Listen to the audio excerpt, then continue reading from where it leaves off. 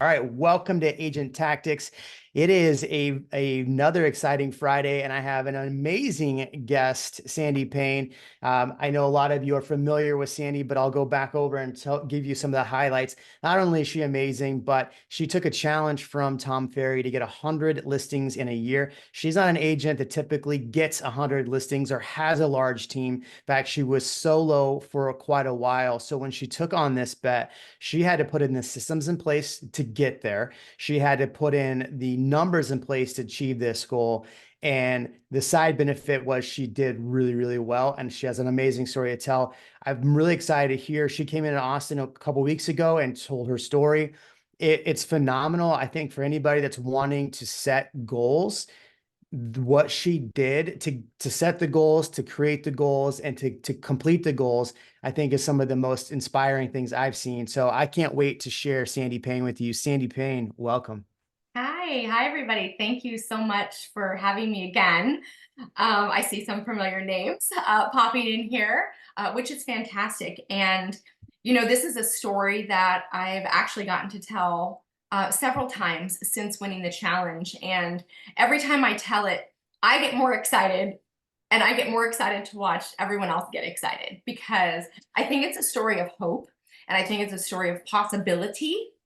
And and honestly, I think, like I've shared before, we get in rooms of people, we get in masterminds, we go to these events, and we hear the highlights of these huge teams doing these exorbitant number of volumes, and they have all these agents.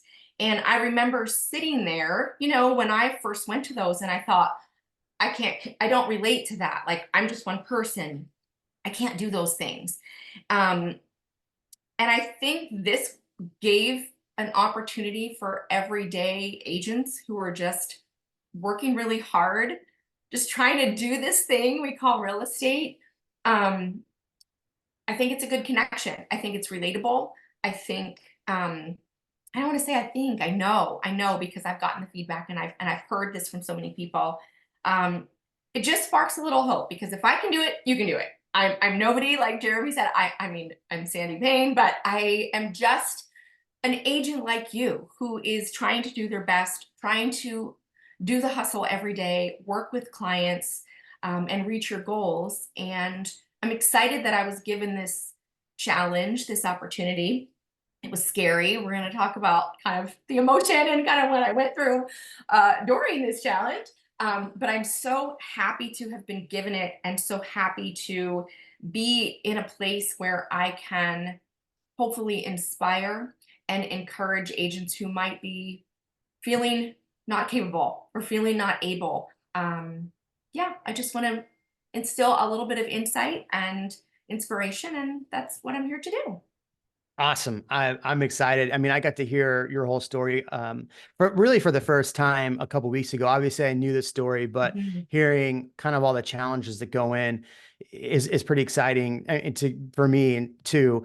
So, all right, so you get this challenge and you realize really you only have 10 months to do it. So, what's the Yeah. planning phase? What's the execution look like? And how did you get started with even trying to get 100? Again, let's think about that. 100 listings and you did what, 103? 103 in 10 Yeah. months. Mhm. So that's just in my mind, like blows my mind, 103 in a year. I mean, that's a little less than 10 a month, right? Eight a month Yeah. if you're doing it in 12 months. So Yeah. what does that look like? Yeah, so as overwhelming as that sounds to you, it was quite overwhelming sounding to me as well. Forget about the number of buyers you had to work for, anything else you had to do. Like this was just one piece of the puzzle. But I want to kind of go back to the moment on stage when I was given this opportunity, and then we'll start sharing the slides kind of once we kind of get through this piece to kind of get that mindset going.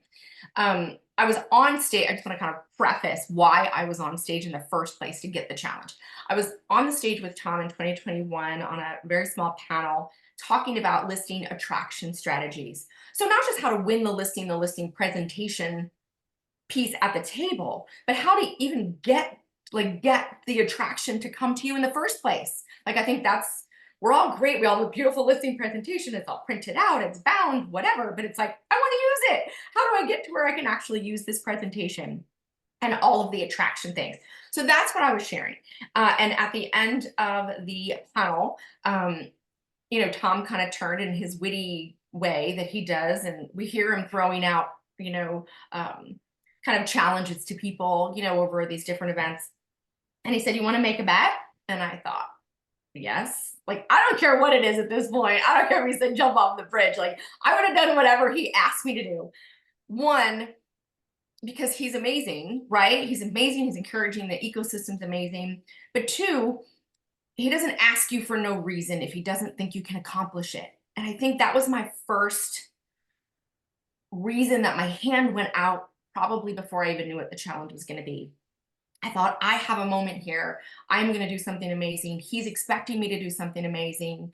And if he believes I can do it, then I can probably do it. He sees a lot of amazing people and a lot of successful people. So I don't want to let him down, period. That was like the first thought.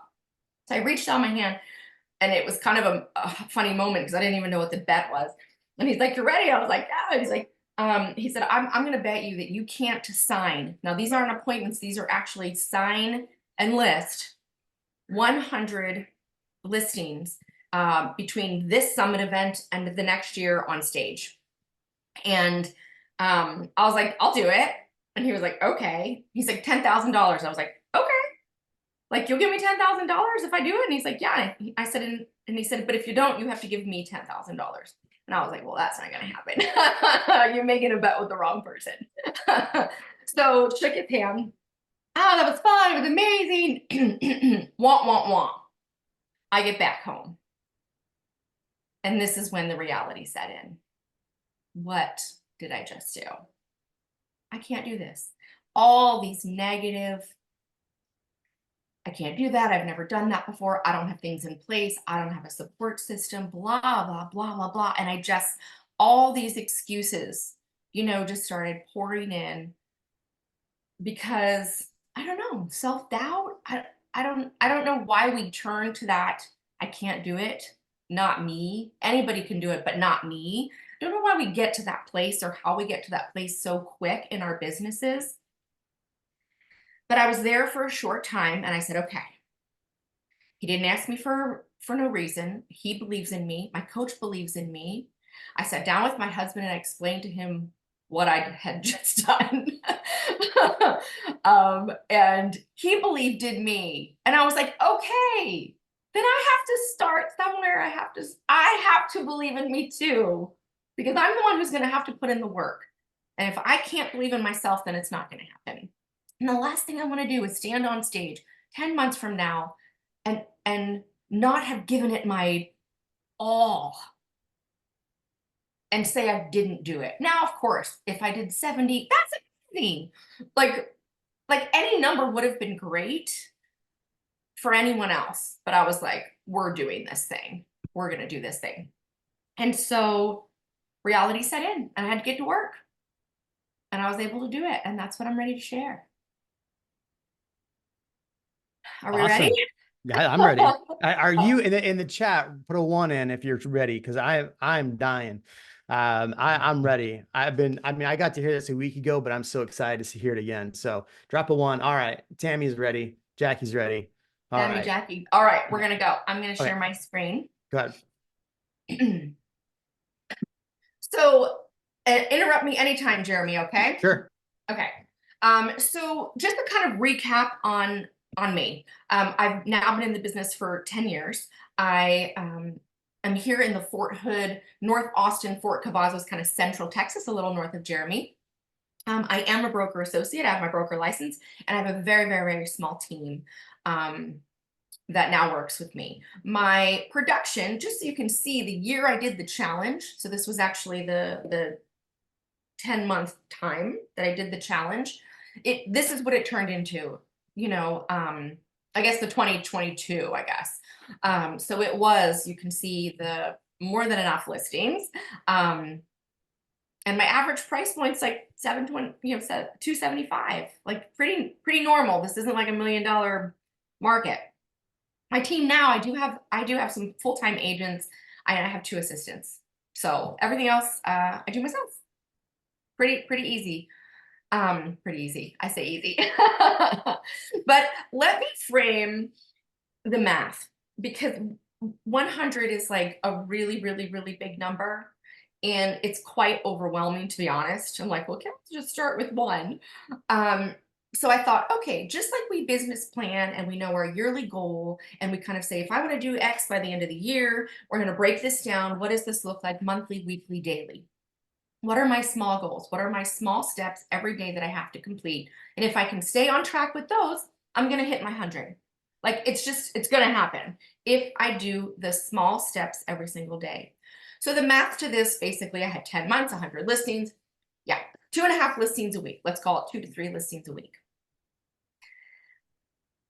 And then what I did is I sat and I said, when I do this, not if, when I do this, and I get to stand on stage, and it's this golden buzzer moment, confetti falling, like this big check. I just had to put myself there. I had to put myself there in that moment on my so-called vision board. And I was going to do everything I could do to get there for that moment, to enjoy that moment. It obviously still makes me emotional, because at that moment, I was highly self-doubting. And so there was a very big gap between where I was sitting and 10 months on that stage. But man, the vision of that and the feelings I could already feel in that moment, that is what I had to wrap my mind around. That's what I had to wrap my mind around. So whether your goal is 10 transactions this year, 5 transactions this year, get through the year without, killing my kids or divorcing or drinking too much, like whatever your goal is, it doesn't have to be huge. It just has to be set. And then you have to work backwards towards it. 100,000, it doesn't matter. The mindset is going to be the key for everything. Oops, let me make sure I know how to adjust my slides here. Okay. So I think everyone's going to be able to relate to this. So the first thing I had to do was say, okay, how am I going to do this? What do I need to change in my daily habits? What do I need to change in my life? What do I need to do to make sure that I am my best every single day? Because I know if I'm my best every day, I'm going to perform every day. And I'm going to be able to be on task. I'm going to stay on target. I'm going to be mentally clear. I'm going to be awake, right? I'm going to be energy, like just all the things in order to accomplish this. I needed 2 to 3 listings signed every week. That was my goal. Some days I did it by Thursday. Some days I was in the office till midnight every day, practically sleeping here, because I had to do this. Because if I didn't do 2 to 3 this week, now I needed 3 to 4 next week, and then 5 to 6, and then 9 to 10. And it would be very quickly to practically be impossible and make the rest of my year practically impossible. But 2 to 3 a week, that's maybe 3, 4, 5 appointments. So if we just dial in to get those appointments on good people, like we're going to get 2 to 3 a week. It's just, it naturally is going to happen. So we had to add some things to my life. I had to have a routine. I had to set boundaries with my phone. I had to, all the things, because I knew I would burn out. This is a very high potential to burn out and probably physically become ill if I didn't set these parameters and set these boundaries. I needed support system, which I already started having, just with Tom Ferry, my coach, and my husband and my family. I needed public accountability. This is where I got really excited, because I knew when I stood on that stage, and when you look out at that sea of people, there was probably 8,000 people in the audience, who knows how many virtually. I thought, they're all my accountability. They're all hopeful and waiting to see if she can do it, then I just might be able to do it too.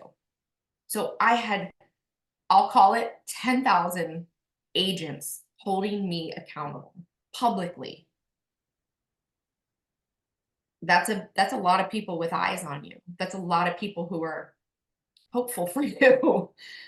That's 10,000 people whose career and future depended on me and my outcome to help them push forward. That's a lot of weight, but it's so exciting. And it was so powerful because it made me get up every day and do this, because not only was I going to let myself down, I wasn't going to let 10,000 people down who were counting on me. I had to eat healthy. I had to know my food was my fuel for my brain, for my body. If I was going to perform, I had to be on point. I had to pray, a lot of prayer. I had to have non-negotiable time blocks in my schedule, like do not interrupt me. I have to do this, starting and ending in my day. And the biggest thing we did is my husband and I sat down and actually booked out our entire year of vacations, not just planned, but booked, paid for, and put on the calendar. Committed time for myself, for him, for us, for my break. That part was the easy part, honestly. Some of that I already did. The things I had to get rid of. These were really, really bad habits, guys. And I think a lot of you are going to be able to relate to a lot of these. And I just challenge you to go about your day. Just to print this, screenshot it, be like, am I doing these things? How many times a day am I doing these things? I'm self-sabotaging my business by doing these things. I'm self-sabotaging my goals. I'm not setting myself up for success. Staying up late, drinking too much before bed because you don't sleep well if you do that, just FYI, then you can't get up in the morning and do your morning routine. Like, it's just over and over. Stop saying yes to everyone and everything. If it isn't for the, if it is not going to get you 2 to 3 listings a week, you have to start saying no. Stop negative thinking. Watch your relationships. Who are you putting yourself around that aren't going to support you and lift you up? Don't work too hard. Just work when you're working. And make sure that the habits that you have are aligned with the goals that you're trying to approach. I put winging your day and chasing squirrels because I think that's every day in real estate. This is where time blocking and being incredibly intentional and disciplined with your time blocking was going to work. You are in control of your schedule. That was huge. I don't know how many masterminds y'all go to, like Agent Tactics, regularly on Friday. Just watch them, right? Like, just be careful you're not spending your days in masterminds just to be social. Like, if you're in them, get something from them. Get something that you can actually apply to your business to help you move forward. If it's just a social call, get out of those masterminds. You can network other ways. Stay off your phone when you're working. Your social media needs to be on your free time. And stop making excuses. Just stop with the negative excuses. Take a fucking Tylenol, like, just and move on. My biggest is the screen time. I can't tell you how many times I'm like, oh, I'm scrolling. Oh, how did I get on Instagram? that's And then you have a message, and then you see a pop-up, and then you see a and it just, it's like, it's that squirrel. It just chases you away. Yeah. Now, if you see something on there that pops up like, hey, call me, I need to sell my house, like, by all means, like, yeah, maybe approach that one, or have that in your calendar block to reply to social media comments. Someone doesn't need to answer, you don't need to answer them the second they text. Like, it's okay if it's an hour later, right? Set those boundaries in your life. Okay. So let's get into the lead sources. Okay. So now that we kind of have a parameter of our mindset, how we're going to go about each day, I had to think of, where are these listings coming from? How am I going to get them now? And how am I going to get them 10 months from now? What are the lead generation sources? What does the normal funnel look like? What does the conversion look like? Y'all, I thought I was amazing at follow-up and pipeline and lead conversion. Like, talk about a reality check. Like, I sucked. Like, I had what I thought were systems, but I had nothing that I could just drill in and streamline and just like rinse, repeat, result, result, result. It was all over the place, all over the place. I think we all think we're great at what we do, but like in reality, like, we all kind of suck a little in a lot of these areas. Okay. So these were the top lead gen sources that I did. I say top because there's more than this, but these are the most popular ones. Let's call it that. Like, that's a lot of lead sources. Yeah, well, I need 100 listings signed. So we're just going to tackle all of these, and we're going to break these down, and we're going to build these systems, and we're going to get this stuff so automatically mechanical that I'm just churning and burning these processes. First, I started with the dead files. I call them dead files because they're the ones that are like in the file box, like in the banker box, like in your garage or your attic, like pretty much where dead people stuff lives. You know, you go into grandma's attic after she passes away, you're like, look at all these things. Like, it's so far out of sight that the only time you're going to see it, you may never see it, but maybe your family will when you're gone. Like, these are dead files. You have opted out, like, of any communication with these. But these are dead files of past listing opportunities, whether they came through like a third-party site, like a HomeLight or a Zillow or a whatever, wherever they came from.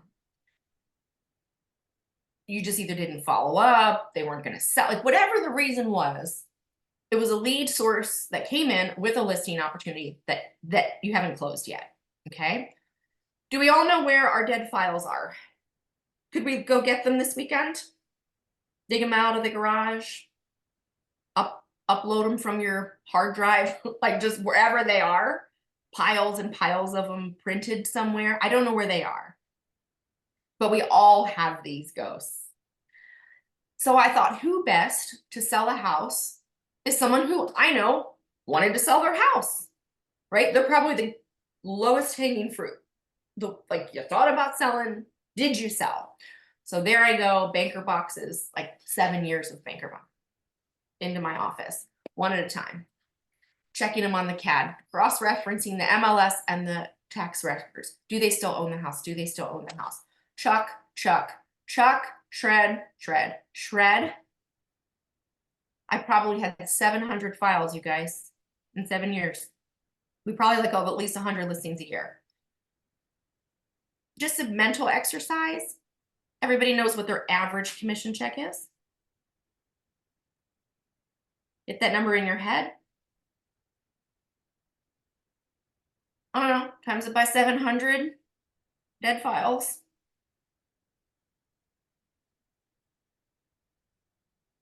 That alone should, like, you should be like, I'm good. I'm going to leave the call. I'm going to work on my dead files. Guys, we are leaving so much business because we don't have systems. That's a lot of money, you guys. It's like a lot of money. Okay, maybe you don't have as many. Maybe you have 10 a year. Take your average commission check, times it by 10, times it by 100. Like, whatever that number is, it's a lot of money, guys. One lost commission check, it's a lot of money. Okay, I went through these. Probably had to throw out about 600 of the 700, so that was a little nauseating. Wake up call. But I was like, okay, I've got, let's call it, just for sake, I don't have the exact numbers in front of me. Let's just say for the sake of, I had 100 people that still owned their house from everything I could tell. I'm like, great, great. I'm going to call these people. I'm going to call these people and be like, hey, are you still thinking of selling? No, that's not what I'm going to say. That's awkward. These people haven't heard from me in years. Like, elephant in the room, monkey on the back. Oh my gosh, fear. I'm going to have to admit that I haven't called you in so long. Like, just the whole script thing. How do I say that? How do I reach out? What if they don't remember me? What if, they have another agent? Like, all the what ifs. But I thought, you know what? There's got to be one. Like, there's got to be one. If I can just get one out of this, I'm one towards 100. Happy to say, in the probably 2 weeks it took me to get through these, I got about 6 listings. 6 listings.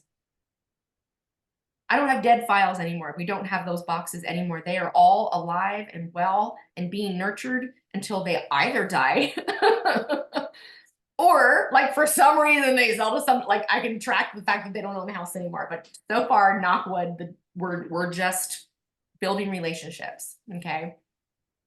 Past buyers. I'm going to go through these kind of quick because, obviously there's systems that I've created, but we have a lot to get through. Past buyers. These are the past buyers of past listings. I also call this my adopt a buyer program. You are the listing agent. You sold a house to a buyer. You know that house better than that buyer's agent did. You know when it's sold. You know what it's sold for. Why are we not reaching out every year, 2-year, 3-year, 4-year to those buyers with a market analysis, equity report, whatever you want to call it, right? We have a whole nother piece of business. You also have past buyers that bought 2, 3, 4 years ago. You talk to them. Maybe they're thinking of selling. Like, we have so many low-hanging opportunities, but we keep chasing that shiny penny. We keep chasing and hoping for that new little bud on the tree when we've got like fruit ready to literally rotting, hanging off the branches. And we're just gonna wait for that one. We're just hopeful for that one little bud. And then that little bud, and then, oh, here's a new little bud. And we just keep looking for the new little buds, the new lead that came in. And the tree is just weighing itself down. It's a good perspective to kind of like keep in your brain. Non-occupied owners, okay? If we have extra time, we have questions about these, maybe I can give you some little tips and tricks on some of these. Expireds and withdrawals, obviously one of my favorite loves of lead gen. Geofarming, some of you might be doing geofarming. Circle prospecting, I'm not going to read the list, but you can see there's a lot, okay? Here's the key things about your lead sources, regardless of which one it is. You have to know the timelines and you have to nurture the timelines appropriately. If you have a drip campaign or some type of campaign on any of these pillars that is 30 touches away, like 30 of these touches, and then they get your newsletter after that, right? Like that, whatever that looks like. Are you running these every single day and tracking and measuring which touch gets what results? At what sweet spot in your 30 touch point process do people actually respond? If they're responding at number 27, can we make number 27 up here at number 3? Can we move the return moment, the return piece, when you're getting that response, can we put that higher up in the nurture line? So it doesn't take us 27 times to reach out to them. Maybe it takes us 6. If you're not running these every single day and keeping track of the results, you will never, ever, ever know if your systems are working or how to make them better or you return faster. Does that make sense? This is the moment everyone's just staring because you're all self-absorbing this. Okay? You have to vary your sources to keep your pipeline full. You cannot put all your eggs in one basket. So if you know the nurture timelines and you know the systems that you have for them, they should all basically be able to be run at the same time. Every day, calendar blocked, whether it's 10 minutes per source. You have to tell me every day you don't have more than 1 or 2 new lead sources coming into any of these pillars. What happens is we wait. HomeLight sends you a message. You have 72 urgent updates. And then we're like, shit, I'm going to sit and do all my HomeLights tomorrow. And you spend the whole day updating your own, I'm using HomeLight, updating your HomeLights. And then you forget about them again until you get that urgent message. Like, we have got to get a little bit more disciplined in our everyday business. Because then in that day that I'm doing HomeLight, I can't do anything else. I have no time for anything else. And what I was supposed to do today now is pile, and it just stockpiles. Anybody, like, let's just put like a yes in the chat if you just feel like you could sit down and probably spend a year uninterrupted and still not get through everybody that you need to get through. Like, just, it's always just piling up. But I want honesty in the chat. Do you have time-blocked systems and processes, hardcore in your calendar, uninterruptible, focused, intentional discipline? Or do you come in every day and go, what am I going to do today? Well, I got to look at that inspection report. Maybe go to Taco Tuesday at the title company. Maybe I'll make a Canva post. Like, if that is your business and you love it there, great. But I have a feeling you're on this call or watching this recording, yeah, that's not what you want to do in this business. You want to be successful. You want to be able to do all those things, but also make a shit ton of money, people. Like, I agree. We all want to help people because we get paid to. Okay. Like, this is why we're in this business, is because it is very, very lucrative. But the results are self-driven, and we have to individually get our act together. Time blocking. Know your scripts. Again, if you're running calls every single day for every one of these lead sources, this is your opportunity to try some crazy scripts. The first 3 you think of, don't say them. Don't say them. Hi, Mr. and Mrs. Seller. See that your house expired yesterday. Are you still thinking of selling? Throw that one in the trash. I might have a buyer. Yeah, well, where were you yesterday with your buyer? Okay, like they know all this crap. 10 other agents called them and said the same exact thing. If you're not making the calls, the answer is a no. If you make the calls and have fun with it and try some different scripts, think out of the box, get creative, relate to people, we're humans, you are going to be amazed at the conversations you are going to have and the business that is going to just fall in your lap. I don't want to say scripts are bad. Scripts are a great baseline to understand what you're trying to get out of the conversation. What answers do you need? Do we need motivation? We need to know what's happening. We need to know where they're going, like all those things without asking those things. So know your scripts, know what the objective of the script is, and then just have a conversation with people. Just have a conversation with people. That's probably like the biggest. When I was at Jeremy's a couple weeks ago, we kind of did a little bit of a role play on this. And everybody I pointed to kind of said the same kind of script. Well, I have a buyer. Oh, throw that one out too. Right? And we role played like a really great call. And I was able to get all my answers out of Jennifer without ever asking her the questions that are in the scripts. But if you're not taking the time to make the calls, how are you going to practice? How are you going to practice? So you say something stupid and they say no. Well, at least you tried. Not calling them is a no. Not emailing is a no. Like, we're just taking the no's before we even try anything to get the yes. My favorite one I used when I was calling expireds was when they go, oh, you're the X amount of agent to call me. I'd always like, oh, great. That's actually my favorite number. So, and I go straight back into the thing. It would catch them off guard. Yeah. And they'd be like, wait, what did you just say? Yeah, 10's my favorite number. I'm glad I wasn't 11. So you're home. And then they're just like perplexed. And so Yeah. that was always my favorite line. Yeah. I think what the thought of that exact thing is, just disrupt the narrative a little bit. Catch them off guard. Do something that like not everybody's doing, right? I mean, how many times we drive down a street, it looks the same. We know what's down the street, but boy, you drive down the street and there's like a new condo last week that was built on 130, Jeremy. Like you're like your brakes are on and you're like, what is that unusual thing that I haven't seen before, right? The consumers are also in this tunnel of what a realtor says, what a realtor's supposed to say.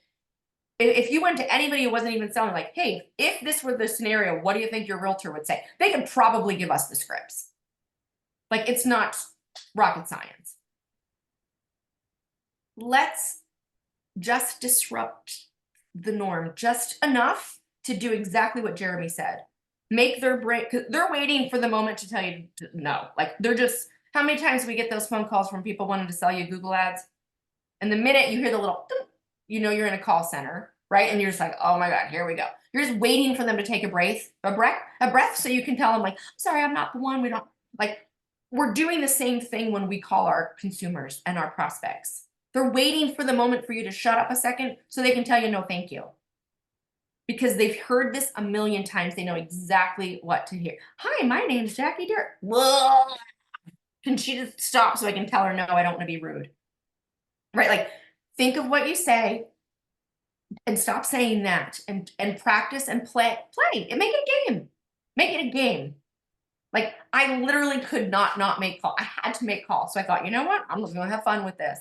I'm going to find that script. I'm going to find that way of doing this that I actually get to talk to people. Okay? Huge. Have plenty of material. Don't run out of stamps. Don't run out of envelopes.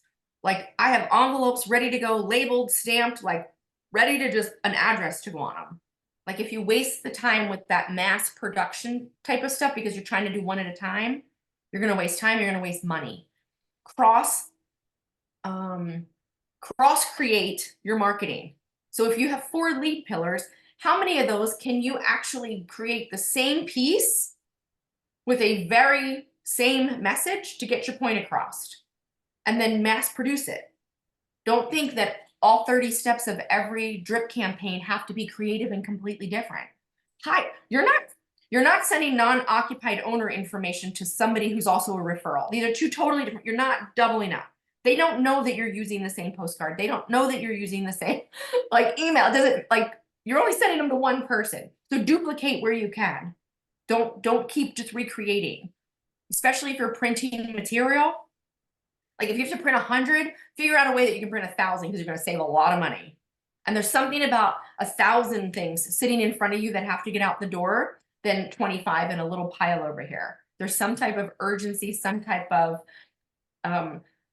motivation, right? And have your stuff in front of you so you can see stacks of boxes, stacks of paper, stacks of envelopes. Let it haunt you to get them out the door. If you can just pack them up and put them in a drawer, again, out of sight, out of mind. Of course, budget, know your money, balance it out. You might have to knock on some doors before you start mailer campaigns. Like just stay within your boundaries and stay within your limits. Just, that's all I'm going to say about that. Don't miss a day. Like you just can't miss a day. Unless you have a day scheduled, then you need to make sure your numbers for the rest of the week are balanced out. So you're still completing what you need to complete that day. Good so far? Nobody's going to quit real estate today yet, are they? No one's like, I'm out. Good. Oh, I did that one. I got to go this way. Let me just make sure I didn't miss. I did. Look at me. I'm getting from, okay, here. Sorry, I don't know where to click. Okay, these were my results. Yay. This was the 103 listings taken total when they all closed. So of course I had some pendings or whatever at the time. I've lost everybody's faces. Hang on a second. I don't want to not see anybody's faces. Perfect.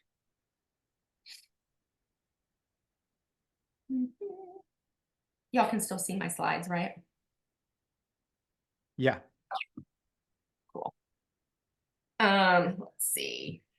Because I can't see them. So I clicked on something, I got excited. So now I have to try to find them. Here we are. Okay. So again, a lot of money. Here on the left is just a bunch of like accountability things I was doing in the Tom Ferry ecosystem. So beyond changing my hair, because that clearly I had a hair transformation from the beginning to the end. But I got really excited and I shared regularly videos, pictures, my stacks of folders and what I was down to. I cried on the internet. I did all the things. I went live. A huge accountability because what I needed was everyone to be like, you can do it, right? Like we can all be self-accountable and be really happy in ourselves, but there's something about sharing your goals with someone who can support you, whether it be your spouse, a good friend, a team lead, Jeremy, me, like you've got to get your goal out there and make sure people know how you're doing. We all know what that feels like to say, I'm going to lose 20 pounds. And then like, you don't tell anybody about it. And you don't lose the 20 pounds. You're like, no big deal. Nobody knows I was going to do it anyway. But if you shout it to the world, here's my before picture. Here's the thing I want to get in when I'm 20. Like there's some type of, damn, people are expecting me to do this. Like I'm going to have to actually do this. So find that accountability that works for you. I have workout accountability partners. We work out in the morning. We tag each other on Instagram. If one of us does not tag someone on Instagram, like our phones are blowing up. Did you not work out today? Oh, fine. I'll do it tonight. So I can, like you've got to find your circle of people, your accountability circle. And then, of course, I literally was down to probably the week before Summit, and I still had, well, I won't say the week because the week before is when I hit my 100, but I didn't stop. I was like, I still have another week. I'm just gonna see if I can do another week of it, and I did. This wasn't to say, and I don't want to negate that there was not a lot of blood, sweat, tears, crying, exhaustion, illness. Like my mom died. Like life happened on top of all this. Like life did not stand still so that I could do this. But when you get in a system and you get in a structure and you get in a discipline, I'm like, I know my mom died, but I need an hour and a half today to do what I need to do. And then I can get back to my grief or get back to whatever. I know you need a snack. Mommy needs 5 more minutes. Set a timer. When you hear this timer, I'm up. I'm yours. If you start building those boundaries and putting those things in place, it is amazing what you can accomplish. I think we just put everything else first besides ourselves and besides our business. And I think we're all suffering because of it. Personally, health-wise, financially, we chose to get into this business to be amazing. I think most of us do on an average, higher part of the average. We want to sell a lot of houses. We want to help a lot of people. We want to make a lot of money so we can X, Y, or Z, so we can retire, we can pay for our kids' college. Like whatever it is, you need to get it out of your head. You need to get it in front of yourself on a daily basis. I am a paper list person.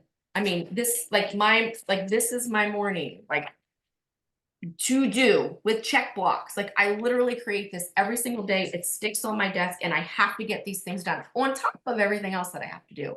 But these are like install a sign, right? Like just the one-offs. These are the one-offs of my calendar that have to get done. But if I didn't see this list, I'd get sucked into my rabbit hole of whatever it was. And I'd get home at night and be like, oh my gosh, I forgot to call so-and-so back. I forgot to do, like, we have to find a system that's going to help us really, really work. Let me see what else I have. These are some best practices. I think, and I can share this with Jeremy if you want to like just put it out within a link or however we can create it so that they can go back to this. I don't want to just Yeah, read we can things. add it in the Monday email. Yeah. I want to make sure you can go back to these and ponder on these things and take one at a time and really look at them a little bit more. But I think the best practice and just are kind of my words of wisdom, so to speak. You know what you need to do. You know what you need to do. You've watched every video, you've been to the conferences, you wrote it all in notebooks that you probably haven't opened. You've printed out slide decks from the events, but you never even did anything with them. You know what you need to do. You just have to get organized. So you can take that stuff that you know you need to do, put systems in place, and then you can execute it, and it will work. It will work for you. But you're not reinventing the wheel. You're not creating some new strategy. Like it's all there and you all know about it. If we were to sit in a room and just do a brainstorm whiteboard session on let's create a lead generation process for expired listings, we collectively could all shout out exactly how we're supposed to do that and write this beautiful campaign. We all know what we're supposed to do. We just have to do it. And you have to follow up. You've got to make follow-up like your water. Like you cannot survive without the follow-up. Diversity, you have enough. Pre-listing, from a listing perspective, check your pre-listing thing. I'm talking before you ring the doorbell. What are you doing from the time you talk to them and set that appointment to get before you get to the door? This is your moment to shine, not the kitchen table. Before you get to the kitchen table, this is where you build the relationship. This is where you have a two-sided conversation, working relationship starting. The ring the doorbell is now we're getting to business sign here. If you're pitching yourself in the house at the kitchen table, you're too late. You've got to create systems in the pre-listing so that the answer is yes before you ring the doorbell. Okay. Let's go to some Q&A because we only got about 12 minutes left. If you want to Yep. take You the guys can screen read all the down. rest of this stuff. Yep. If you want to take I'm the gonna share stop screen sharing. down. So Okay. what are some of, so you said this last week and it was really, I thought it was really important. Some of the things that you do before you even go to the listing appointment. And I think that's where the listing appointment should be sign here. Here's what we're going to do. Talk about some of the things that you do before the listing appointment. Yeah. So I'm really big at face-to-face. Like Sonia is not her video here. I'm not even I'm looking at those of you who have faces. I feel like I'm building relationships. Well, I know Jackie, I know some of you, and Tom, I know some of you for a long time, but I feel like we're deepening our relationships because we're actually physically looking at each other. So just using that as a exercise. I know Sonia, I do love her. We have sparkly shoes together, but I'm not paying attention to her because her face isn't there. She's gonna jump. Thank you, darling. See the difference now? The smile, the energy. I see now where she is. I feel like I'm in the same space as her. So I'm very, very big on videoing. She sees that I need a hair transformation as well. It doesn't matter. We're all who we are. Hi, Rebecca. Now I see Rebecca said, look at it. See, I see Carlos. I see Rebecca. See how easy that worked? If you're just texting your client, you're missing something. If you're just looking at text on a screen, hey, Jennifer, if you're just looking at text on, like, this is probably the biggest exercise right here when it comes to video. See how I prompted in just a minute to get people to put their faces in front of mine. Relationship. Okay. I FaceTime my people. FaceTime them. I know that's weird. But yes, I randomly video FaceTime them for a few reasons. One, of course, I'm doing videos with them in text, like, hey, I'm so excited, Mom. So great to set an appointment with you, or whatever you can do to get them on camera. But we can look at their social media. We see what they think they are. I'll look at the guns. I'm trying to match Carlos. Carlos, yeah. I don't know. You're gonna have to work on it. I think my gun is bigger than yours. You have to build that relationship, and AI can't do this. This is like no automation can do this. This is like something kismet in eye connection. Okay. I get on with FaceTime. I see them on social. I have this whole campaign. I dig into them. I know who they are. Do they have dogs? Do they like cars? Do they like boats? What do they wear? Like, it's like I'm like a private investigator. But then I say, that's all great. We all know social media is 100% reality. Not. So before I go to the appointment, whether it's the day before, it's usually the evening before the day I have an appointment, like after work, like I'm home, like I'm already home. I'm not in my office. Like I'm home thinking about them and my appointment tomorrow. And I want to make sure I'm super prepared. So I will FaceTime them. And they usually answer because they think that's weird. Why is our agent FaceTiming us at 7 o'clock at night? That's weird. Must be important, right? So it's a little urgency. They're home. They're not at work. They're like, their kids aren't at ball. Like they're probably home.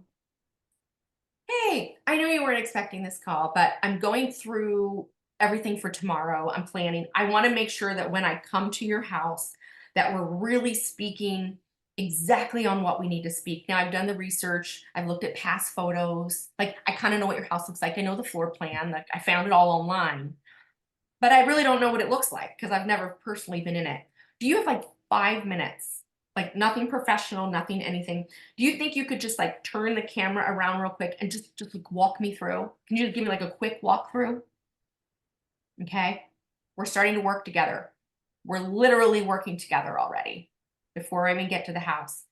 You're going to see what they look like. They usually have their hair back, their eyelashes off. Like they're real. They're like, I'm the same way. Sometimes I'm in my pajamas if they're appropriate. But I'm not like my earrings are off. Like I'm at my kitchen island. You can see my dogs in the back. Like I'm inviting them into my home intimately in the evening. I would like them to invite me into their home in the evening intimately. This isn't business. This is just, we're becoming friends. Do we see how this could be really, really helpful? Kind of drop that professional guard. I'm about to come in your home. I'm going to see every facet of your house. We should just kind of, if you went on Hinge, or I don't know what these are, and you just see a bunch of pictures and then you just go meet the people, creepy, weird. But like everybody, you FaceTime, like you get off the platform, you start FaceTiming a little bit, and okay, now maybe my hair's not the greatest. Like you're like, they should probably see me like not at my best. Like that way when we meet, like it's not a surprise when I like, surprise, I'm like, oh shit, that is not who I thought. Right? No catfishing here, right? Like we're kind of in that same mindset. Let's really just be really comfortable together. Like I'm in this to help you. And they will walk around the house. It'll be the worst video you've ever seen. It's not about the video. It's about the guard, right? Getting their guard down.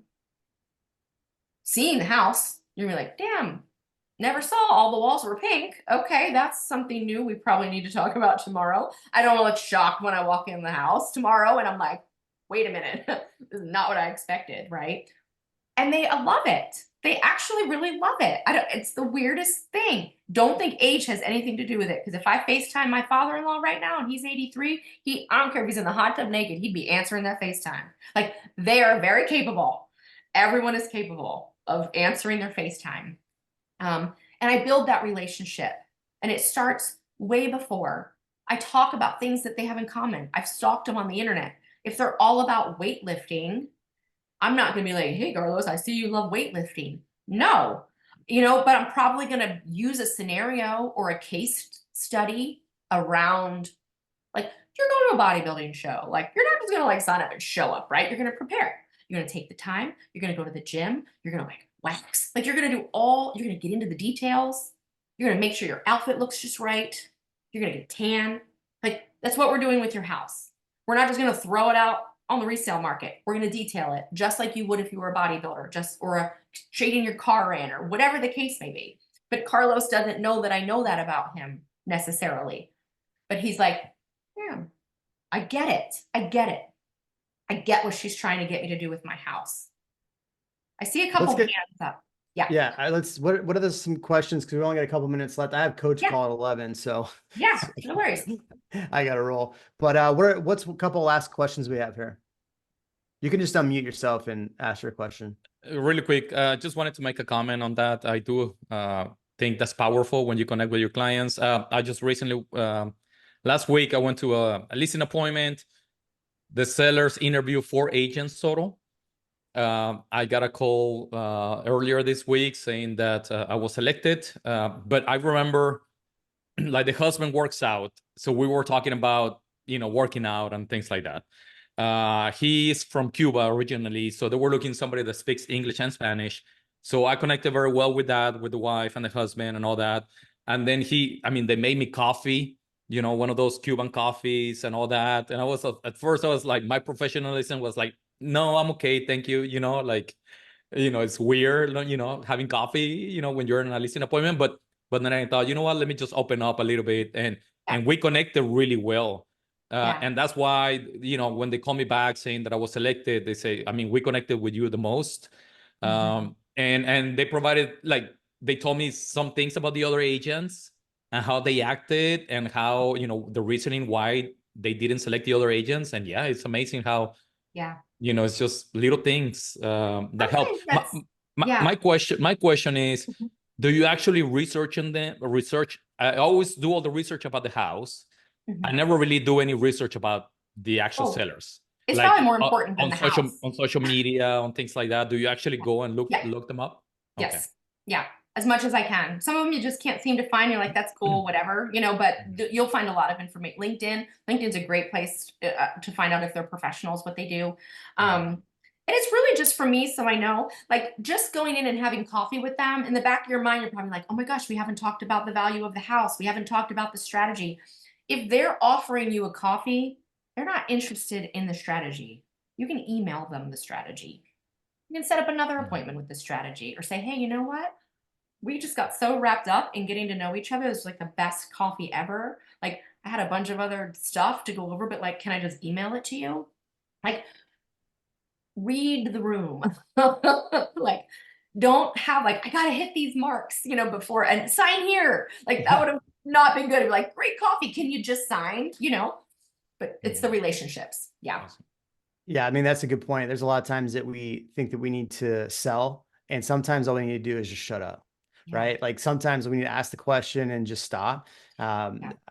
I can't tell you how many videos I watch where people are like, yeah, if I would have kept talking, I would have sold myself out of this, or they would have sold themselves on reasons not to use me, ask for the business and then be quiet and wait for the answer. So that's I've had to learn to do that. You know, I talked to a lot of agents about coming to real. That's something I always have to learn is like, I always want to sell the brokerage. And then I have to realize I need to shut up. The other thing too, is when I'm working with clients or when you're going to a listing appointment and I'm like talking way too much, I'm like, I just need to shut up. Let them talk. Let them tell me the story. What other questions we got? Tomcat's always got questions. I can see him. Oh, we went He the wrong turned his way. camera, but he's still muted. Yeah, I don't know what happened. Sorry here. That's okay. You can be sideways. I don't want to get sideways with anybody. Well, just one thing that I want to say that there's a parallel. There's an agent in Arizona who, you know, you don't know whether, I mean, I've been in the business almost 10 years. You don't know what you're looking for until you figure out what you're looking for. And so, Sandee, here's this great model that you are. And here's this other agent in Arizona who's now walks in and she can read the room and they're like, what are you so nervous about? And the response is, well, are you going to work with us or not? So I think if you get over yourself, is what I'm hearing, and go and learn lessons by actually interacting with people instead of getting ready to get ready, man, you're going to be able to get 10 listings or 100 listings or 103. But what you're saying is very powerful and very valuable. So we appreciate that. Thank you. Conversations equal conversion. I don't know what brokerage said that. Maybe it's real. I don't know, but I've heard it enough in my life. You have to learn to talk to people. This goes with open houses, all the things. The more you can converse and have conversations and listen, you're not going to be caught off guard. You're going to have really good confidence to know like, hey, I'm just going to go with whatever they say. I'm going to act like they're my best friend and we're sitting down. We haven't seen each other in 5 years and we're just going to chat. Like that's the comfort, that I want when I show up at their house. Like we're just old friends. Yeah. We're just old One last question. Jackie's got the last question here. Mhm. Jackie's like, oh no, shoot. You're muted. There you go. Me? Yeah, Oh, Jackie. No, I was question? just going to say, Carlos, I love that your sellers gave you that kind of feedback because that is so useful to know why they chose you and what they didn't like about the other agents so that you can use that in the future just for self-improvement, you know? And then I just want to say thank you to all of you. Today was very informative and I appreciate it. Yeah. Awesome. Thank you.